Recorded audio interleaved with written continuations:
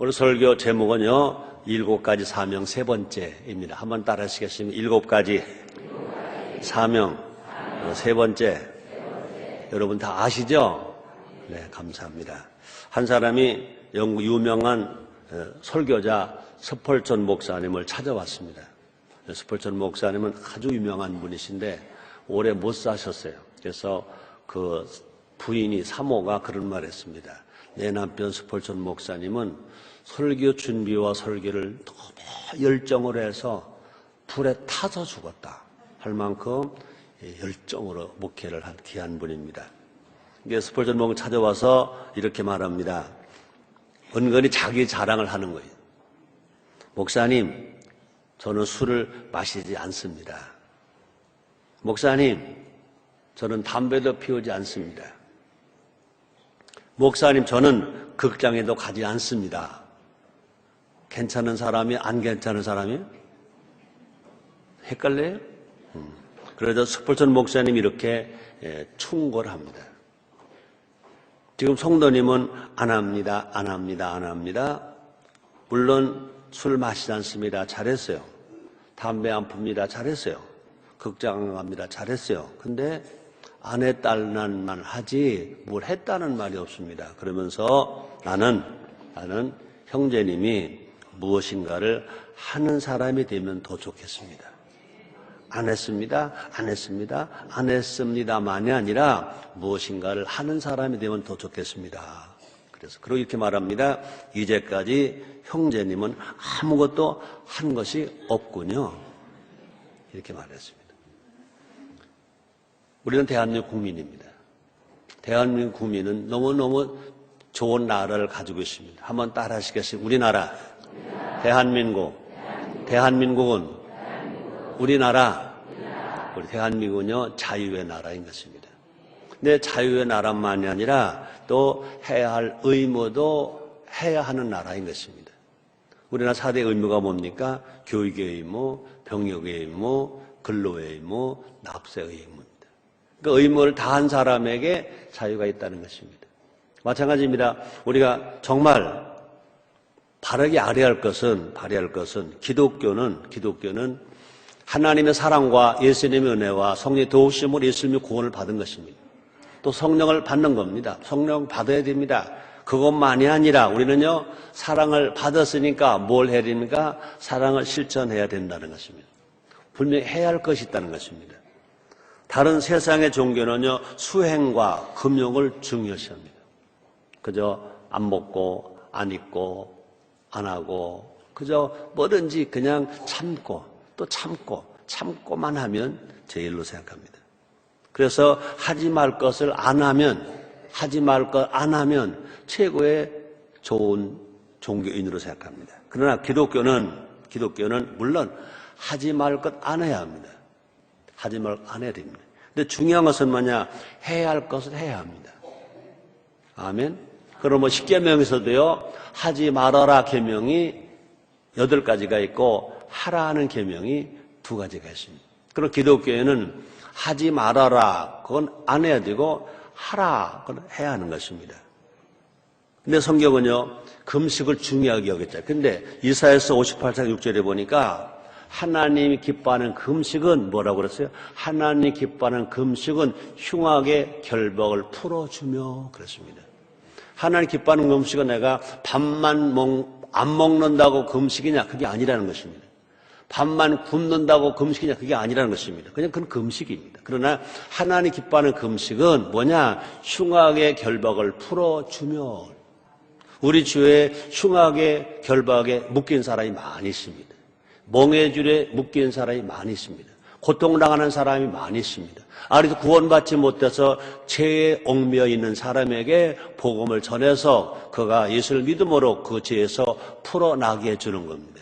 우리 주에요, 정말로 병으로 고생하는 사람 많이 있습니다. 가서 기도해서서 병을 치료해 줌으로 말미암아, 치료받게 해줌으로 말미암아 정말 그 결박에서, 흉악의 결박에서 풀어줘야 될 것입니다. 여러 가지 또 자유가 속박되어서 고통당하는 약한 자가 많이 있습니다. 그런 사람들을 찾아가서 결박을 풀어주는 것, 그것이 하나님이 기뻐하는 금식이다라고 이렇게 말씀하십니다. 그래서 야고보서 2장 17절에도 보면 또 27절에도 보면 영혼 없는 죽은 것처럼 행함이 없는 믿음 죽었다 그랬습니다. 기독교는요 무슨 종교냐? 사랑의 종교였습니다. 예수님은 우리를 사랑하셨습니다. 하나님은 우리를 사랑하시기 때문에 독생자를 주셨다고 그랬고 그 예수를 믿는 자마다 멸망하지 않은 영생 얻는다 그랬습니다. 그래서 요한복음 3장 16절에 보니까 하나님이 세상을 이처럼 사랑하사 독생자를 주셨으니 이는 저를 믿는 자마다 멸망하지 않은 영생 얻게 하려 하심이라 그랬습니다. 그러므로 예수님은요 우리에게 사랑을 베풀어 주신 것처럼 우리가 사랑하기를 원하신다는 것입니다. 그래서 요한복음 13장 34절에 보니까 한번 따라하시겠습니다. 새 계명을 너에게 주노니 서로 사랑하라. 내가 너희를 사랑한 것 같이 너희도 서로 사랑하라. 그렇습니다. 그러면요 사랑을 받아야 되고 사랑을 해야 되는 것입니다. 하나님이 우리를 사랑하신 것처럼 예수님이 우리를 사랑하신 것처럼 우리도 서로 사랑하라고 말씀하십니다. 또 뿐만 아니라 이 사랑을 위해서 우리에게 뭘 주셨다? 구원을 주셨다. 그 다음에 뭘 주셨다? 성령을 주셨다는 것입니다. 성령은 어떤 영이냐? 사랑할 수 있게 하는 영인 것입니다. 성령의 열매 첫째가 뭐냐? 사랑인 것입니다. 그래서 로마서 5장 5절에 보니까 한번 따라 하시겠습니다. 소망이 부끄럽게 아니함은 우리에게 주신 성령으로 말미암아 하나님의 사랑이 우리 마음에 부은 바 됨이니 우리 예수를 믿으면 우리가 소망. 그러므로 기독교는요 믿음, 소망, 사랑이에요. 근데 우리는요 소망으로 살아가야 돼. 소망으로 살아야 돼. 소망이 없으면 기독교인이 아닌 것입니다. 소망으로 살아가야 됩니다. 근데 소망이 부끄럽게 아니함은 소망이 식어지지 아니하고 없어지지 아니하는 것은 뭐냐? 우리에게 주신 성령으로 말미암아 하나님의 사랑이 우리 마음에 부은 바 되었다. 그러므로 우리가 성령을 받아야 하나님의 사랑을 부은 바 되고 성령을 받아야 그 사랑을 실천함으로 말미암아 소망이 식어지지 않고 소망이 부끄러워지지 아니하고 우리가 소망으로 살아갈 수가 있다는 것입니다. 여러분 모두에게 정말로 소망이 부끄러움 당하지 아니하고 소망이 정말 식어지지 아니하고 소망이 날마다 뜨거워지는 열정이 되기를 주의 이름으로 축원합니다. 그렇게 되기 위해서는 어떻게 하라고요? 사랑을 해야. 사랑해야 그렇다는 것입니다. 그러므로 우리에게 소망이 있어야 되는데 우리에게 뭐가 없으면 안 된다? 사랑이 없으면 안 된다는 것입니다. 그래서 우리 모두에게 뭐 받아라? 성령 받아라. 성령 받아라. 성령은 어떤 사람 됩니까? 사랑의 사람이 됩니다. 사랑의 사람이 되면요 아무리 환경이 어려워도 절대 절망하지 아니하고 날마다 소망으로 불타는 삶을 살아가게 될 줄 믿습니다. 어느 시인이 이런 노래를 했습니다. 사람의 주성분은 뭐다? 두자. 사랑이다. 사람의 주성분은 사랑이다. 그러니까 만약에 사랑이 없다면 그 사람은 뭐가 아니다? 사람이 아니다. 사람의 주성분은 사랑이다. 그 말을 해석하면 그 말 뒤집어서 또 풀어보면 사랑이 없으면 사람이 아니다. 그렇죠. 사랑이 없기 때문에 사람들을 막 죽여요. 사랑이 없기 때문에 자기가 자기 몸도 끊어요. 사랑이 없기 때문에 자기 엄마도 죽여요. 친구도 막 죽여요. 왕따시켜요. 그런 사람들은 뭐가 없어요? 사랑이 없어요. 사람의 주성분은 사랑이다. 그럼 사랑이 없다면 사랑이 빠져나갔던 그 사람은 뭐가 아니다? 사람이 아니다. 그런 사람 뭐만도 못하다? 심성만도 못하다. 말을 들을 수밖에 없다는 것입니다. 사람은 사랑받기 위해 태어났다. 아멘입니까? 동시에 사람은 사랑하기 위해 태어났다. 사랑받기 위해 태어난 사람 그러면 너무 좋아하는데 우리 그것만 아니라 또 사랑하기 위해서 태어났다. 한번 따라 하시겠습니다. 사람은 사랑받기 위해서 태어났고 사랑하기 위해서 태어났다. 믿으시기 바랍니다. 그러므로 사람이 사람답기 위해서는 뭘 해야 돼요? 사랑을 해야 돼요. 사람이 사람답기 위해서는 사랑을 해야 된다는 것입니다. 그럼 우리는 어떻게 살아가야 될까? 한번 따라 하시겠습니다. 우리 함께 고백합시다. 사랑하며 살아가자. 사랑하며 살아가자. 사랑하며 살아가자. 그래서 우리는요, 예수님도 사랑하고 사람도 사랑하고 예수님 사랑받고 또 나가서 사랑을 실천한 삶을 살아가야 우리가 건강한 사람이고 건강한 기독교인이고 건강한 교회가 될 줄 믿습니다. 이 시간 우리가 사랑해야 할 것이 무엇인지 또 알아보자는 것입니다. 그래서 우리 모두가 다 하나님과 사람에게 칭찬받는, 하나님과 사람에게 칭찬받는 성도가 되자.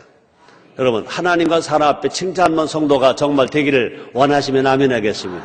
그렇게 살아가는 사람에게 우리 주님 말씀하십니다. 사랑하는 자여, 내 영혼의 잘됨같이 내가 범사가 잘되고 강건하게 내가 간구하노라 말씀하십니다. 그래서 여러분 모두가 다 영혼이 잘되고 범사가 잘되고 가정도 잘되고 자녀도 잘되고 형들도 잘되고 사돈의 팔천도 잘되고 뭐 일터도 잘되고 건강도 잘되고 교회도 잘되고 구역도 잘되고 하는 일도 잘되고 앉아도 잘되고 서도 잘되고 자다가도 잘되고 일어나가도 잘되고 잘되기를 제물로 축원합니다. 첫째로 나라 사랑. 한번 따라 하시겠습니다. 나라 사랑. 우리나라는 대한민국. 한번 따라 하시겠습니다. 우리나라, 대한민국, 대한민국은 우리나라. 우리는요, 나라를 잃어버렸을 때가 있었어요. 난 어려서 몰랐어요. 5살 때 해방을 만났으니까 나라를 잃어버린 걸 몰랐어요. 그러나 분명히 나 조금만 알았어요. 성을 잃어버렸어요. 성을 잃어버렸어요. 이름도 빼앗겼어요. 그러고 집에서 놋그릇을 다 빼앗기는 걸 봤어요. 놋그릇을 다 빼앗기는 것을 어려서 봤어요. 그리고 갖다 주는 거는 그저 이 들기름 짜는 들깻묵, 맷돌장만한 거, 아무 영양도 없는 거, 입에 넣으면 껄끄럽기만 하는 거, 그걸 갖다 주면서 먹게 하는 것도 봤어요. 5살 때 해방을 만났어요. 근데 우리 할머니, 할아버지, 아빠, 엄마가 그때 밖에 뛰어나가서 만세를 부르는 걸 봤어요. 나는 자다가 집에 아무도 없어요. 어떻게 된 건가? 깜짝 놀랐어요. 근데 밖에 바로 학교 마당이잖아요. 어른들이 모여가지고 만세, 만세 부르는 소리를 들었어요. 나는 아무도 안 계셔서 울려고 하다가 그 만세 부르는 현장에 가서 나도 모르고 만세 그랬어요. 왜 만세인지도 모르고 만세. 만세가 뭔지도 만세 그랬어요. 나라를 빼앗겼을 때 그 아픔과 슬픔은 우리는 알아야 해요. 그때 현장에 안 있었다 하더라도 그 세대가 아니었다 하더라도 우리 역사를 통해서 우리는 알잖아요. 배웠잖아요. 그러므로 우리는요 정말 해방이 얼마나 기뻤었는가, 광복이 얼마나 기뻤었는가. 근데 광복 후에 바로 3년 후에 건국이 됐어요. 대한민국을 다시 찾았어요. 너무나 안타까운 것은요, 광복은 기념하고 해방은 기념하는데 건국은 기념하지 않으려고 잘못된 세상 사람들에게 자꾸 속고 있는 것인 것입니다. 우리 분명히 나라가 있어요. 얼마나 감사한지 몰라요. 우리 나라 사랑해야 돼요. 대한민국을 사랑해야 돼요. 예수를 믿었어요. 천국 나라가 있어요. 천국도 사랑해야 돼요. 근데 오늘날 너무나 많은 사람들이 사랑을 하되 나라 사랑을 해야 되는 불구하고 나라 사랑에 관심이 없다는 것입니다. 사람들마다 말로는요 나라를 사랑한다고 해요. 결과를 보면요 나라보다는 자기가 먼저야. 그래서 이기주의에 빠진다는 것입니다. 또 그 결과를 보면 너무나 많은 사람들이 나라 사랑을 하지 않고 국민을 자꾸 선동을 합니다. 그래서 나라보다 정치하는 사람들은 미안합니다. 당이 더 중요하다고 생각합니다. 또 나라보다 자기 집단의 이익을 더 앞세우고 있습니다. 나라보다 자신들의 이념을 선동하게 바쁘다는 것입니다. 그 속에서 국민은요 선동에 속을 수밖에 없어요. 뉴스가 너무 많이 말하니까 뉴스가 진실을 말해야 될 건데 어느 집단 이기주의에 빠져서 그것을 자꾸 전해줘요. 진실이 빠졌어요. 여러분 절대로 미안합니다. 언론에 계신 분들 미안하지만 뉴스는요 많이 믿으면 50%만 믿으세요. 많이 믿으면. 또 라디오나 텔레비전이나 별거 광고 다 하잖아요. 광고 다 보고 물건 사면 다 속아요. 많이 믿으면 50%만 믿으세요. 여러분들이 다시 말합니다. 50% 믿지 마시고 10%만 믿으세요. 그러면 속지 않아요. 우린 너무나 지금 이 선동의 광고에 빠져서 살아요. 그러니까 사람들이요, 내가 필요해서 사는 게 아니라 심지어 약까지도 광고 듣고 가서 산다는 것입니다. 먹는다. 너무나 잘못된 것인 것입니다. 자, 그런데 중요한 건 뭐냐? 우리 속담에 이런 말이 있습니다. 민심이 천심이다. 아멘입니까? 근데 민심이 사심일 수도 있다는 것입니다.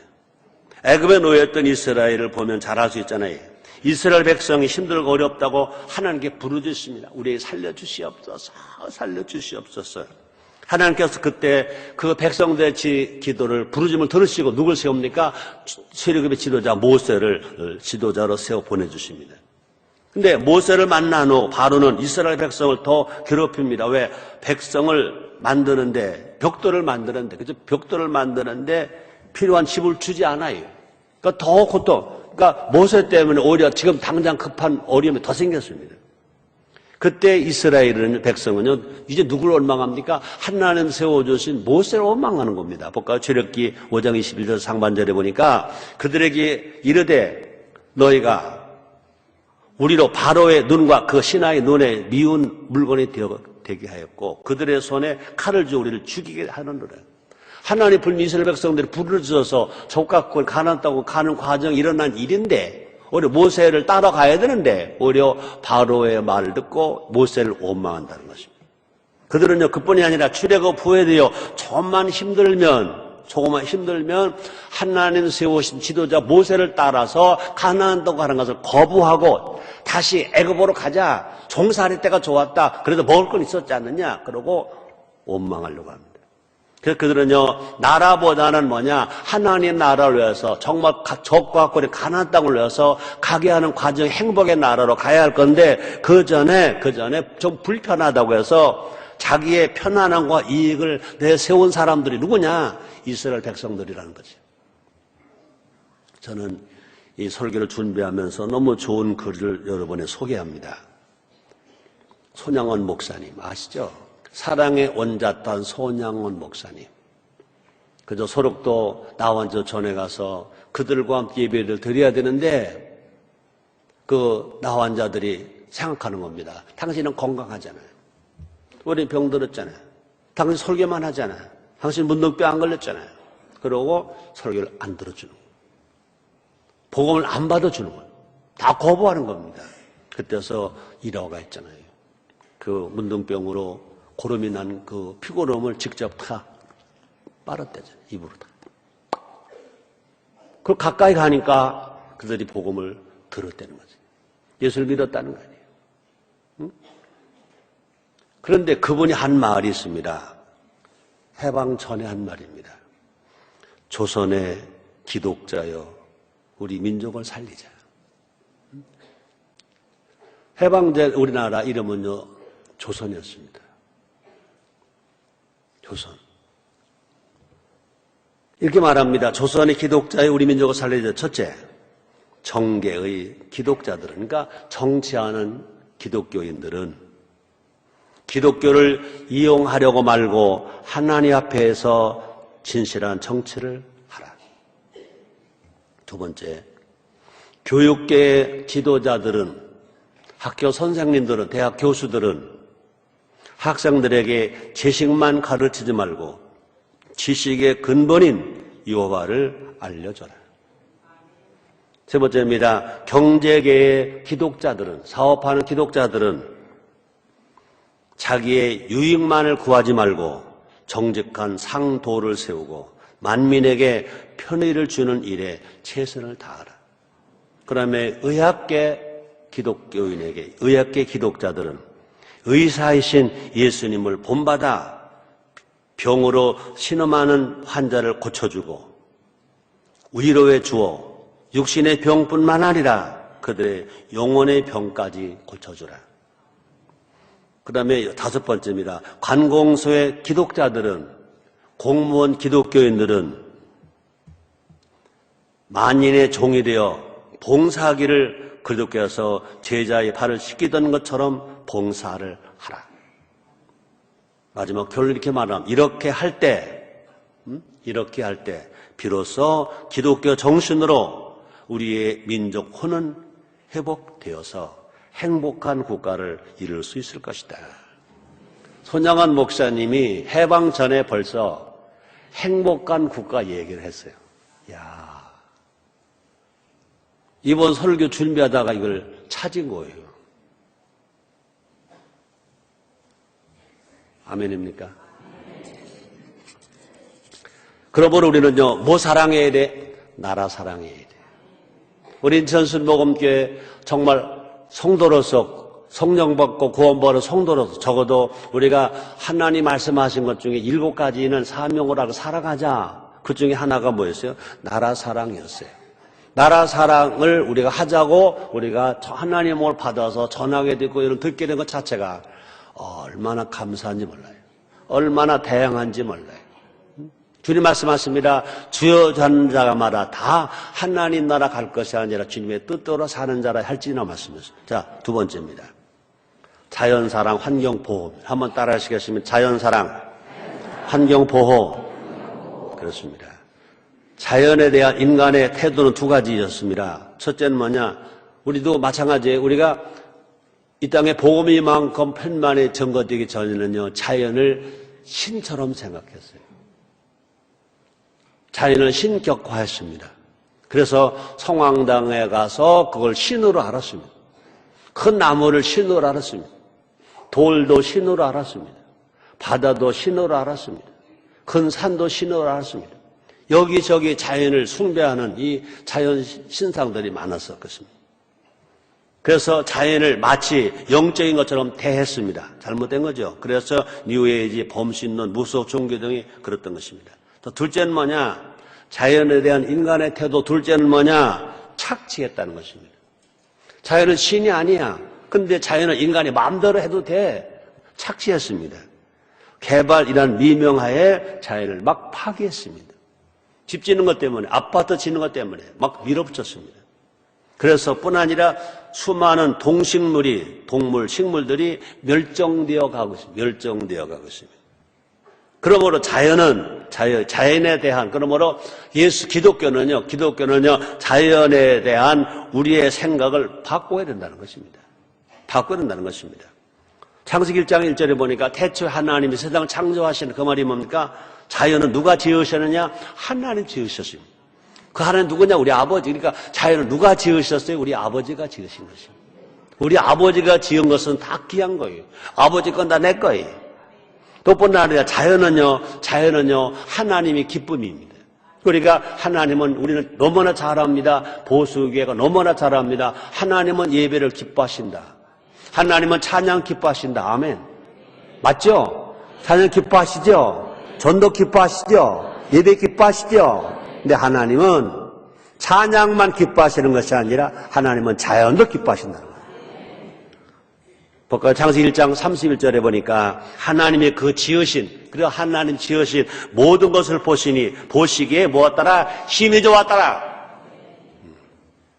힘이 좋았더라. 너무너무 좋았더라. 저녁이 되면 아침이 되는 6째 날이니라. 보수교회가 이것을 벌써 일찍부터 가르쳐 써야 되고 계속 가르쳐야 됩니다. 우리는요, 하나님은 예배를 기뻐하신다. 너무 잘 배웠고 너무나 잘 가르쳤습니다. 찬양 기뻐하신다. 전도 기뻐하신다. 너무나 많이 배웠습니다. 그런데 하나님은 자연을 기뻐하신다. 자연을 기뻐하신다. 별로 내가 안 되네, 여러분이. 하나님은 자연을 기뻐하십니다. 또 뿐나 자연은요, 하나님께 영광을 돌리기 위해서 존재한다는 것입니다. 우리가 하나님은요, 우리 예배만 받으시는 것이 아니라 자연을 통해서 드려지는 영광도 받으신다는 것입니다. 그러므로 시편 기자가 이렇게 말합니다. 시편 기자가 시편 148편 3절 5절입니다. 한번 들어보세요. 해와 달아 뭐라고 그래? 찬양하라. 해와 달아 찬양하며 광명한 별들아 찬양할지어다. 우리 사람을 통해서만 찬양받으시는 것이 아니라 시편 기자가 말합니다. 해와 달아 찬양하며 광명한 별들아 찬양할지어다. 하늘도 찬양하며 하늘에 있는 물들도 찬양할지어다. 그것들이 여호와의 이름을 찬양할 것은 저가 명하심의 지음을 받았음이로다. 모두가 하나님이 빛이 있으라 할 빛이 있었어요. 달이 있으라 하신 달이 있었어요. 별이 있으라 하심에 별이 있어. 그러므로 모든 나무는 모두가 누가 지으셨어요? 하나님 지으셨습니다.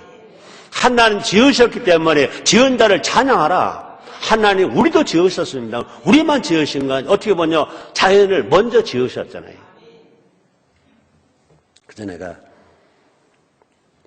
인천에 와서 그런 설교를 많이 했죠. 시편 기자 시편을 강의하면서 이것도 시편 아닙니까 하면서 모든 동물들도 식물들도 하나님을 찬양한다. 꽃이 피면요 꽃이 혼자는 찬양을 잘 못해. 그러니까 향기라는 걸 통해서 찬양을 해. 그죠? 그 많은 잎들이 혼자는 찬양을 못해. 뭐와 함께? 바람이라는 거와 함께 찬양해. 바람이 탁 불어오면 찬양을 해. 그 바람이 그런 거면 바람이 야 꼴더라 꽃더라 잎더라 찬양하라. 내가 바람 불어줄게. 그리고 바람이 막 불어오면요. 봄에 노란 병아리가 물 한 모금 폭 찍고는 쪽쪽쪽 하나님 감사해요. 쪽쪽쪽. 내가 한 말이고 어느 부흥 강사 한 말 그대로 표현하면요. 개 중에 어떤 개는 오줌 놓고 다리 하나 든대. 그게 뭐냐? 하나님 감사합니다 그러는 거래. 내가 한 말은 아니야. 다른 사람이 한 말이지. 여러분, 우리가 자연을 만약 훼손한다면 그죠? 하나님께 돌려질 찬양을 막는 거라는 거죠. 그렇죠? 하나님 지금도요 자연을 지으신 것만이 아니라 지금도 무하신 돌보신다. 자연을 돌보시기 위해서 어떻게 해요? 봄도 주시고 여름도 주시고 가을도 주시고 겨울도 주시는 거예요. 봄, 여름, 가을, 겨울을 왜 주시느냐? 자연을 돌보기 위해서. 자연을 돌보기 위해서.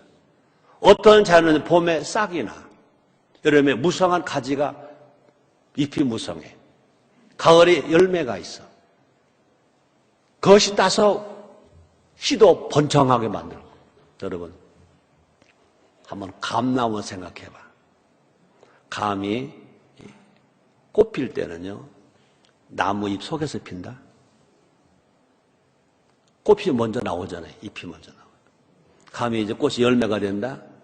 그러면 감나무 잎이 커져서 감은 파래. 파란 감나무 잎으로 다 덮어서 감나무에 감이 열린지 잘 몰라. 사람들이 몰라. 막 큰다. 그런 이파리도 커진다. 그 잎이 이제 감이 막 누렇게 익어가기 시작하면 감나무 잎도 노래진다. 다 노래지는 게 일부가 노래진다.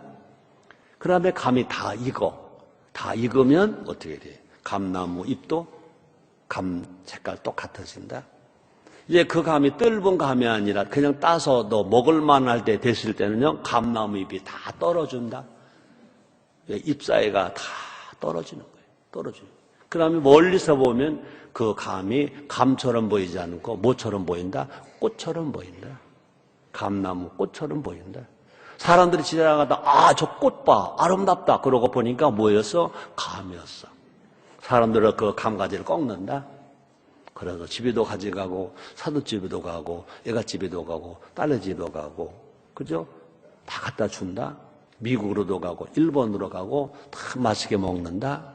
먹어가지고 그 감씨를 버리니까 여기도 감나무가 심어지고 저기도 감나무가 심어진다. 누가 하시는 거예요? 하나님 하시는 거예요. 민들레는요 힘이 없어. 그 꽃을 번창해야 돼. 그러니까 민들레 꽃에는 뭐가 있다? 이제 작은 꽃이 이제 펴서 그것이 날개를 달아서 다 멀리 날아간다. 민들레시 날아간다. 시족을 번창하는 거예요. 콩이나 팥이나 이런 것들은요, 지 혼자 그냥 떨어지면 제자리밖에 안 떨어지니까 마지막 그 콩이나 팥이 터질 때는 어떻게 돼요? 그 제자리에서 이것이 어떻게 돼요?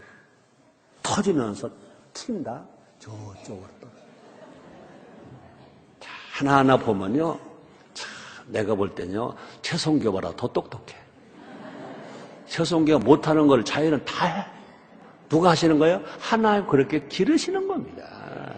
그걸 왜 막어, 왜 꺾어, 내버려 두지. 그러므로 정말 교회 갈 일이 뭐냐고요? 기독교인을 뭐냐고요? 하나님 기뻐하시는 자연을 훼손하지 말라는 거, 보호하라는 거예요. 사랑하라는 겁니다. 그래도 감사하게도 우리 인천순복음교회가 일찍부터 성경도 효운도 가면서 자연을 보호하자, 환경을 사랑하자, 이런 운동을 벌리게 된 거 정말 성령의 은혜인 줄 믿습니다. 아멘입니까? 우리 하나님은요, 하찮게 보이는 들풀까지 돌보신다고 그랬잖아요. 마태복음 6장 30절에 보니까 오늘 있다가 내일 아궁이에 던져오는 들풀도 하나님이 이렇게 입히시거든 그랬습니다. 하늘과 땅과 산도 하나님 손에 알이 있다고 말합니다. 복과 시편 기자가 다시 말합니다. 시편 147편 8절입니다. 저가 구름으로 하늘을 덮으시며 땅을 우하여 비를 예비하시며 산의 풀이 자라게 하신다. 저가 구름으로 하늘을 덮으시며 땅을 위하여 비를 예비하시며 산에 풀이 자라게 하시며 모든 것이 누가 하신다? 하나님이 자연을 돌보고 계시다는 것입니다. 그러므로 우리도 누구를 따라서 하나님을 따라서 하나님의 아들이니까 하나님의 창조물인 피조물인 이 자연을 우리도 사랑해야 될 것을 성경이 이렇게 말씀하십니다. 잠언서 12장 10절입니다. 의인 누굽니까? 구원받은 성도들입니다. 의인은 그 육적의 생명을 돌아보나 모든 동물들의 생명을 돌아보나 악인의 긍휼은 잔인하지. 짐승 한 마리를 잔인하게 죽이는 사람 어떤 사람이냐? 그 사람은 악인인 것입니다. 우리가 자연보호 정말 우리는 어떻게 보면 좀 더 해야 돼. 더 적극적으로 해야 됩니다. 많은 사람들이 눈이 많이 오면요, 그 동물들의 모기를 들고 남산으로 가고 지리산으로 가고 설악산으로 가고 이 뉴스로 볼 때마다 정말로 부끄러워요. 저를 우리가 더 해야 돼. 우리가 더 해야 돼. 더 해야 돼. 그러므로 다시 말합니다. 자연사랑, 환경보호가 하나님을 기쁘시게 한다. 자연사랑, 환경보호가 하나님을 기쁘시게 한다. 다시 말합니다. 하나님은 예배만 기뻐하시는 것이 아니라 찬양만 기뻐하시는 것이 아니라 자연사랑, 환경보호도 하나님을 기쁘시게 하는 것이라는 것입니다. 또뿐 아니라 우리가 자연을 사랑하고 환경을 보호하면 우리의 신앙이 어떻게 되나? 성숙된다. 우리 신앙이 성숙된다. 누굴 닮아가느냐? 하나님 아버지를 닮아간다는 것입니다. 또 이 죄와 벌을 쓴 토스토예브스키가 이런 말을 합니다. 하나님이 창조하신 모든 것, 하나 창조하신 모든 것, 심지어 모래알 하나까지 사랑하라. 오늘 2부 예배는 이거 없었는데 교무국장 보고 그랬어. 모래 좀 가져와봐. 모래 가져왔어. 이건 모래는 한 알이 아니라 수만 알로 되어 있는데, 죄와 벌을 쓴 토예브스키를 통해서 주신 말씀입니다. 하나님 창조하신 모든 것, 나무, 풀, 생물, 모든 것, 더하기 심지어 모래알 하나까지, 모래알 큰 것도 하나 골랐어요.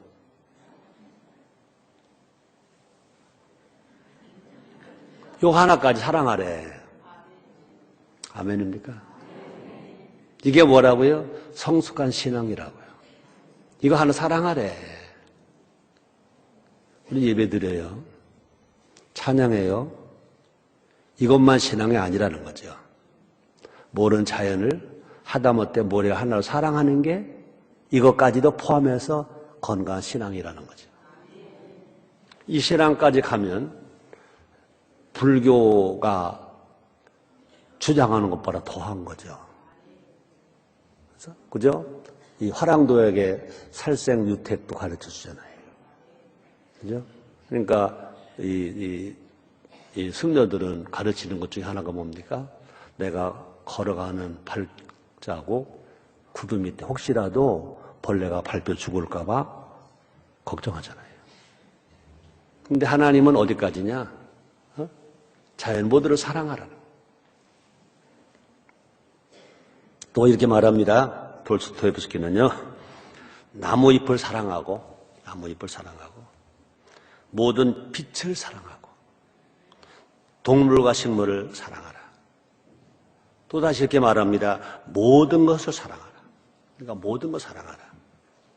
또 이렇게 말합니다. 모든 것을 사랑하면 사랑은 만물에 드러난 하나님의 신비를 느끼게 될 것이다. 하나님의 신비를 느끼는 순간 우리는 날마다 그것을 더 잘 이해하게 될 것이다. 그랬습니다. 세 번째입니다. 이웃사랑, 인류봉사. 한번 따라 하시겠습니다. 이웃사랑, 인류봉사. 예수님 땅에 오신 목적이 뭡니까? 인류를 사랑하기 위해서 오셨습니다. 인류를 구원하기 위해 오셨습니다. 인류를 위해서 봉사하기 위해서 이 땅에 예수님이 오셨습니다.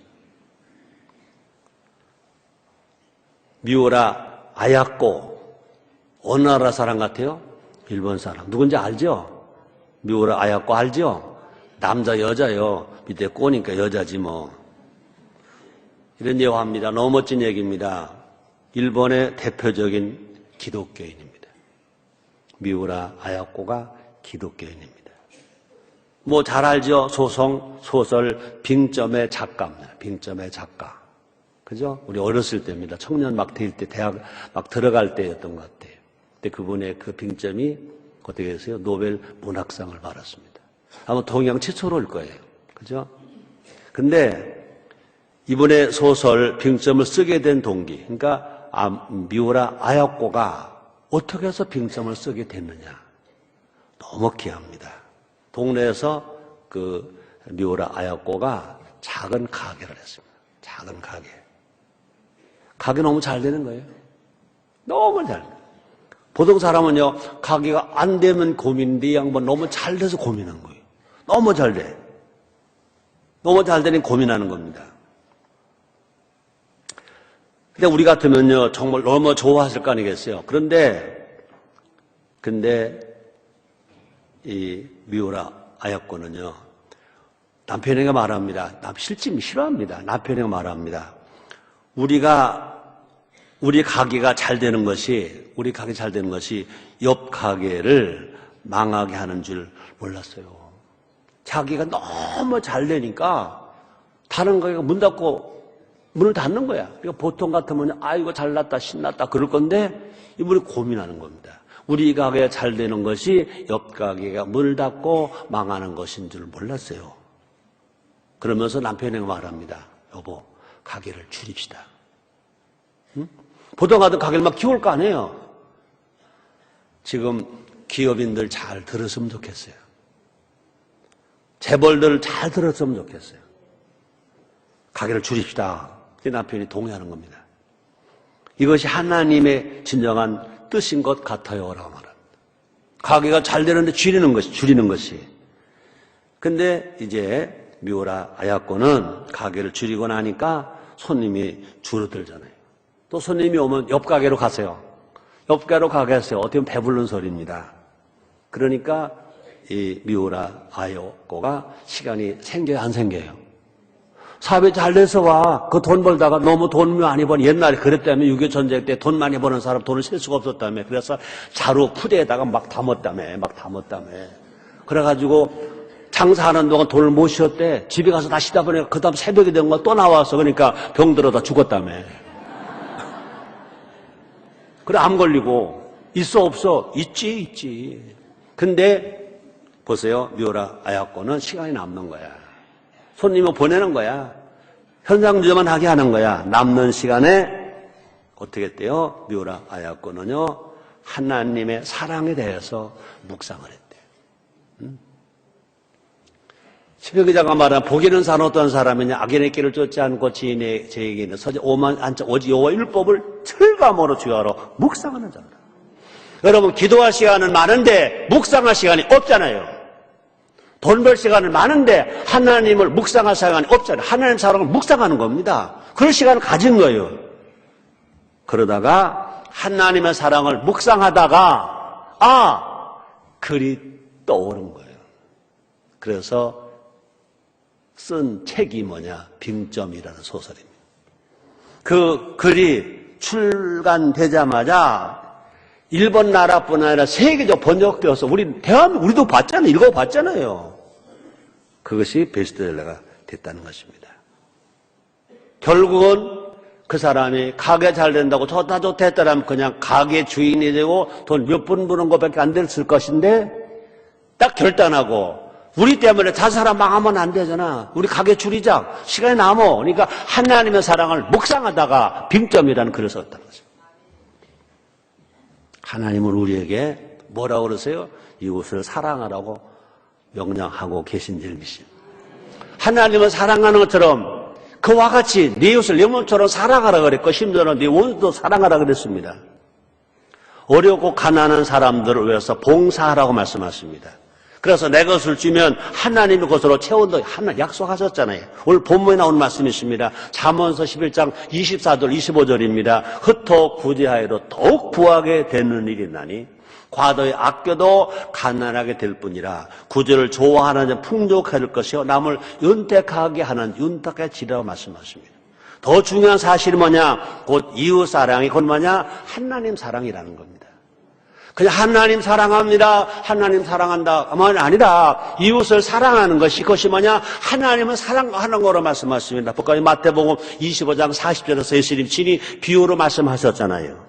임금이 대답하여 가라사대 내가 진실로 너희에게 이르노니 너희가 여기 내 형제 중 지극히 작은 자 가난한 자 병든 자 소외된 자 어린 자 지극히 작은 자 아무로 돌아보지 않은 아주 어떻게 보면 멸시먹어 천대반 작은 자 하나님께 한 것이요 내게 한 것이라 그것이 뭐냐 하나님께 한 것이라 예수님 한 것이라고 말씀하잖아요. 요즘 다 어렵잖아요. 다른 사람만 어려운 거 아니라 우리도 어렵잖아요. 어려울수록 뭐 하래요? 서로 나누어 주고 도우라고 주님 말씀하십니다. 그러므로 이웃사랑 인류봉사가 뭐라고요? 복받는 길이라고 말씀합니다. 복과 잠언서 14장 21절입니다. 잘 들어보세요. 그 이웃을 업신 여기는 자는 죄를 범하는 자요. 빈곤한 자를 불쌍히 여기는 자는 복이 있는 자 아니라 우리가 살인하고 간음하고 도둑질하고 강도짓 하는 것만 죄가 아니라 성경은 뭐라고 말합니까? 이웃 어려운 이웃을 업신 여기는 자는 죄를 범하는 자요. 빈곤한 자를 불쌍히 여기는 자는 긍휼히 여기는 자는 나가 도와주는 자는 이웃을 사랑하고 인류에 봉사해 주는 자는 어떤 사람이라 복이 있는 자니라. 복이 있는 자가 되면 우리는 복을 받아요. 복이 있는 자가 되면 복을 받아요. 우리 모두가 다 정말로 이웃을 사랑하고 인류를 봉사함으로 말미암아 복이 있는 사람이 됩시다. 복이 있는 사람은요, 성읍 가면 성읍이 복 받고, 들이 가면 들이 복을 받아요. 복이 있는 사람이 짐승을 키우면 그 짐승이 복을 받아요. 복이 있는 사람은 그의 후손이 복을 받아. 복이 있는 사람은 들어가면 들어 복 보고 나오면 나와도 복을 받아. 우리 복이 있는 사람이 되는 거죠. 우리는요, 복이 있는 사람이 되면 돼요. 복을 따라가는 사람이 아니라 복이 있는 사람이 되는데 어떤 사람이냐? 어려운 사람을 불쌍히 여기는 사람. 어떤 사람이냐? 복이 있는 사람이라는 것입니다. 결론입니다. 오늘 설교가 뭐죠? 우리 교회 7가지 사명 중 3번째입니다.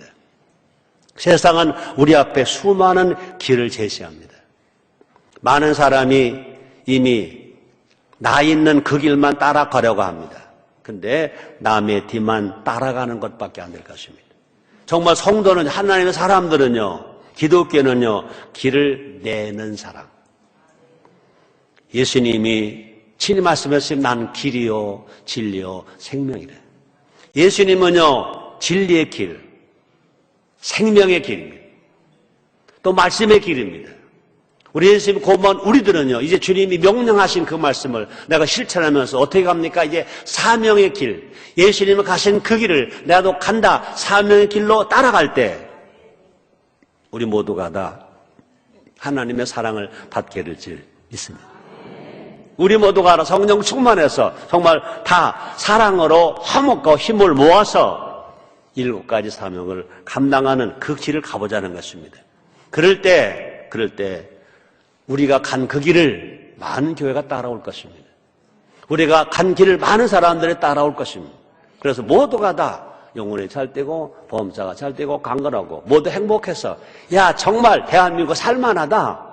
한국 교회 때문에 대한민국이 정말 살만하다. 이런 노래를 많이 불러서 예수를 만난 사람이 많아지고 성령 받는 사람이 많아지고 행복한 사람들이 많아지는 그 일에 쓰임받는 우리 교회가 되고 우리 모두가 됩시다. 기도하겠습니다. 하나님 감사합니다. 영광 찬양 존귀 주님 받아 주시옵소서. 예수님의 이름으로 기도드렸나이다.